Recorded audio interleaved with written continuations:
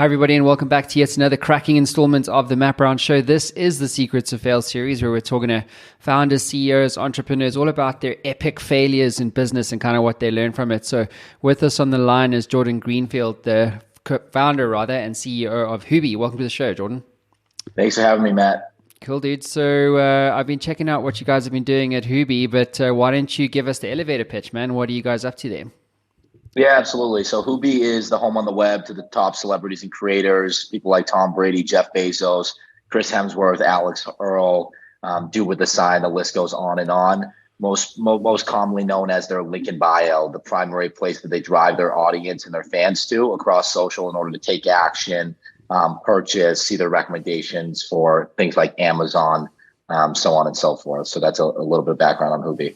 So what's the problem in a tweet, would you say? Like, what are you resolving for your customers?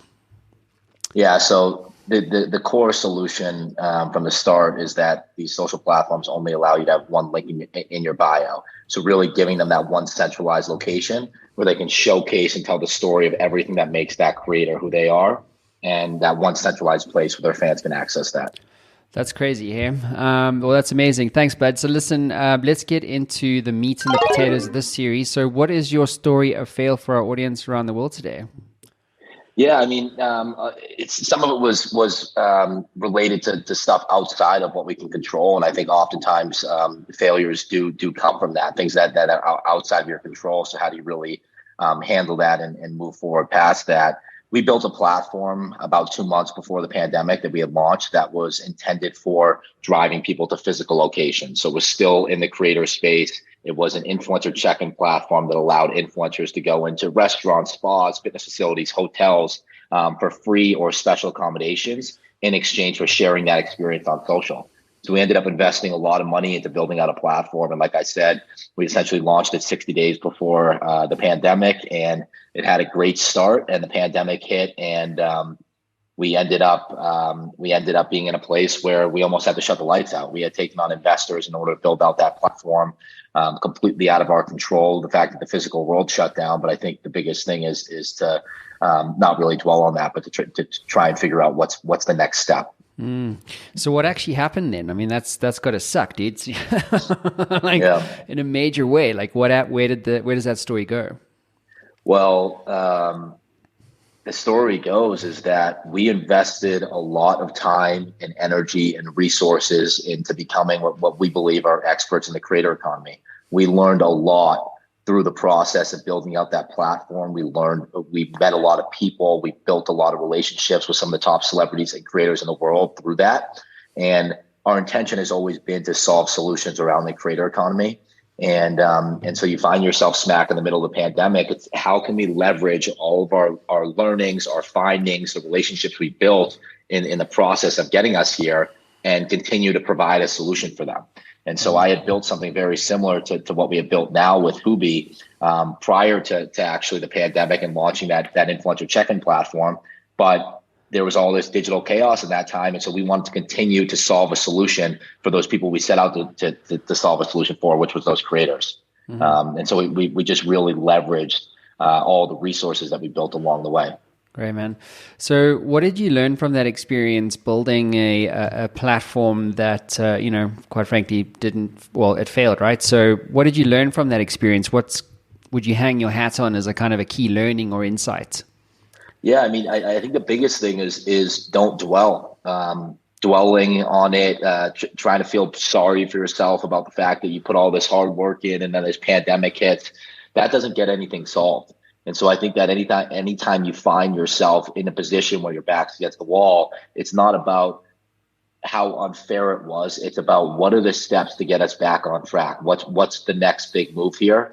So I think that's probably the biggest thing for me. It was a dark, especially when you're a CEO and founder, you can probably relate to this. It's when you have your back against the wall, right, like that, and you have a lot of people that are depending on you, it's very hard, very easy, I should say, to sort of crumble up and not really know what that next move is. And so it's really just about not dwelling on it and figuring out, okay, your back's against the wall. That's the time when you need to go through the process. You need to just start taking steps towards what the next move is.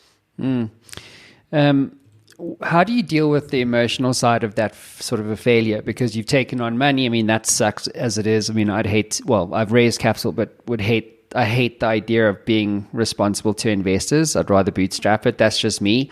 But if just the idea, right? Like the principle of it, it's like, cool, you giving me whatever, like $2 million to build this thing, and then the thing dies. Like it sucks. Like, how do you deal with the emotional blowback of something like that? I mean, I just use it more as motivation. I mean, your word's everything. When you take on investors' money, you have to figure out a way to get them a return. All of the investors, I mean, the inflection points we've gotten to now, the investors that invested in the first concept, they're very thrilled with where we are now, because we didn't leave those investors hanging. We didn't start a new company, create a new cap table. We pivoted. We used the resources that we had sort of gotten during that time, whether it be the relationships, the understanding of the space, to continue building. It can get emotional, to your point, when you are taking on outside capital. I think there's a couple things in sort of my world that can be pretty stressful. It's the investors, and then it's also, I've got 10 incredibly talented people that work for me, that rely on me for their paychecks, and people that could go out and get incredible jobs elsewhere if they wanted to, and really believe in our mission. And so for me, I think the biggest thing, and the way that I deal with that, is transparency. I mean, when you're going through difficult times as an entrepreneur, as a CEO, there's hard conversations you're gonna have to have with your investors. There's hard conversations you're gonna have to have with your employees. But as long as you're transparent with them in a timely fashion, you'll normally be surprised with the way they want to support you on both the investor and the employee level. Yeah, that's actually that transparency approach has worked for me. Like, I've missed payroll a few times. Like, my last company was like 55 people, and COVID also, story. And then there's only one way to manage that sort of a situation, which is quite frankly beyond your control. It's just to be transparent and say, look, this is the situation. Here's how we're planning to mitigate this. We will keep communicating with you. I think any other approach where you try and smoke and mirror your way out of the truth is like, it's never going to work out well. Absolutely. For you. That's why you see these kids getting in trouble these days too. Yeah. Like transparency is everything, especially when investors are part of the equation. Yeah. Ruthless transparency. Yeah. Awesome, bud. So if you could go back in time, what would you do differently?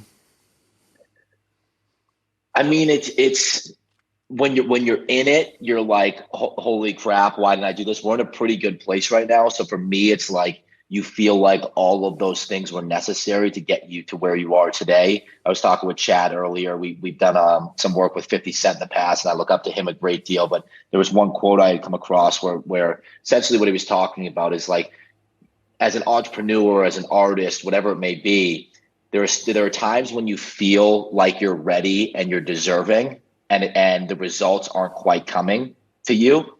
And the way 50 describes it is, all of that battle you're going through when you think you're ready and you're not quite getting those results yet, that's what's preparing you for when you actually do get there, and the storm that awaits you when you do get there. Because even when, I mean, this is all a game of like, what's the next step in this startup journey. But when we raise our $10 million round in the next month, and we bring on 20 more employees, there's going to be another problem that I would be faced with. And all the lead up and all the struggle that we went through over the last 18 months and through the pandemic, that stuff's going to be what prepares me for the issues that come at this next stage. And so that's the way I kind of think about it.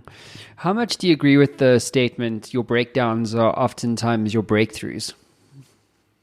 I think it's very true. I think that there is no better way to truly understand yourself and who you are as an entrepreneur, as a builder, or who the people around you are, than when your back's against the wall and when everything's going wrong. That's when the true colors always show. And so I think in order to really get to understand your team and you and the intricacies of how you guys are building together, I think you must be broken down. You must go through those hurdles. And so I think it's all part of the process, and I think it builds character as a team. Amazing. Tell me, what is your advice to other CEOs in terms of the importance of failure in becoming successful in business? I think that I'm a big podcast guy, so I think it was, sorry for all the quotes, but I think it was Joe Rogan that was talking about like the top entrepreneurs in the world and what's different between them and other people. And I think the top entrepreneurs in the world, the Jeff Bezos, the Steve Jobs of the world, they eliminate the emotion that oftentimes slows us ordinary people down.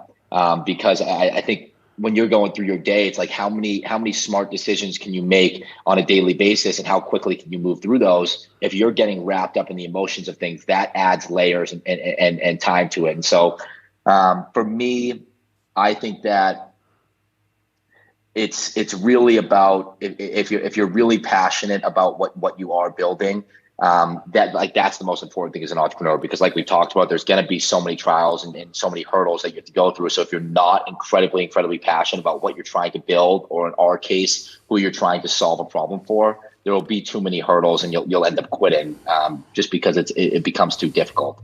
And sorry to ramble a little there. No, that's all good, man.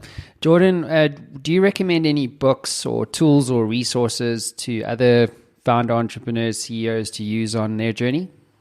Yeah, I mean, I like I said before, I'm a pop star. I've got a 1-year-old baby boy, so most of my books are audio. I do a lot of podcasts. I think that you can't overlook right now ChatGPT. I use ChatGPT for everything. We use it for a lot of our emails, for a lot of our copy, even when I'm pulling together pitch decks and things of that nature. It's not something where we rely on that to sort of create our messaging, but it's something where if you can't get writer's block with something like ChatGPT, there's not an excuse to not move through things quickly. So I think AI is going to play a big role in the tech space in the next 2 to 3 years, not only as it pertains to our product, but also how teams work together.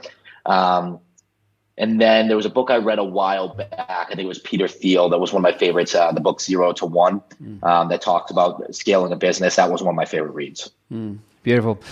Jordan, that concludes your time in the hot seat. Thanks for being vulnerable on the show, dude, and sharing your personal story of failure. And thank you, man. I know this kind of thing makes a big difference to my audience, so it's been a privilege hosting you on the show. Thanks a bunch, Matt. Anytime. Thanks, everyone.